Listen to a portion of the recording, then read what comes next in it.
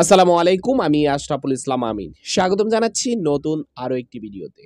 দর্শক, আজকে সারাদিন সারা বাংলাদেশের মানুষ ভিন্ন এক পরিস্থিতি দেখেছে।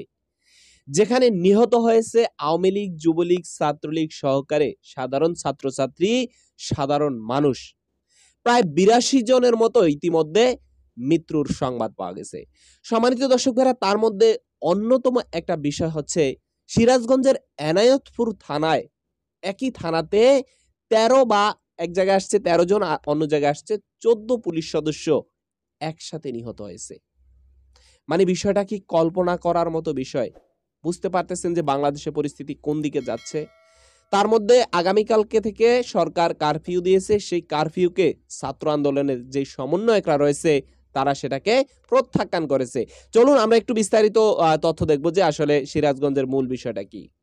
যে সারা দেশেই এই কর্মসূচি পালন করা হচ্ছে এবং এই সুযোগে দুপুরের দিকে সিরাজগঞ্জের এনায়েতপুর থানায় হামলা করে দুর্বৃত্তরা, যেটি আমাদেরকে নিশ্চিত করেছে বাংলাদেশ পুলিশের পক্ষ থেকে, এটি নিশ্চিত করা হয়েছে এবং তারা যেটি জানিয়েছেন যে এই আন্দোলন চলাকালে এই আন্দোলনের সুযোগ কাজে লাগিয়ে দুর্বৃত্তরা থানায় হামলা করে এবং সে সময় বিভিন্ন পদমর্যাদার ১৩ জন সদস্যকে তারা হত্যা করে এবং থানা ভাঙচুর সহ লুটপাটের তথ্যও তারা আমাদেরকে জানিয়েছেন। তবে এই ১৩ জনের মধ্যে কে কোন পদবি সেটি কিন্তু এখনো নিশ্চিত করতে পারেনি পুলিশের পক্ষ থেকে। কারণ দর্শক, নিশ্চয়ই ভিডিওর সামান্যতম কিছু অংশ আপনারা দেখলেন।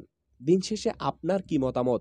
দেশের এই যে পরিস্থিতি, এত মানুষ মারা যাচ্ছে, আমি বুঝতে পারতেছি না যে আসলে বিষয়গুলা কোন দিকে যাচ্ছে। এবং আগামীকালকে যে কারফিউ দিয়েছে, এই কারফিউ আবার ছাত্ররা প্রত্যাখ্যান করেছে। যদি ছাত্রদের মুখামুখি সেনাবাহিনী হয় তাহলে দেশের পরিস্থিতি কেমন হবে আল্লাহ তাআলাই ভালো জানে।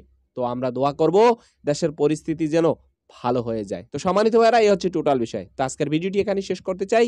দেখা হবে নতুন অন্য কোনো ভিডিওতে। সবাই ভালো থাকবেন। আসসালামু আলাইকুম ওয়া রাহমাতুল্লাহি ওয়া বারাকাতুহু।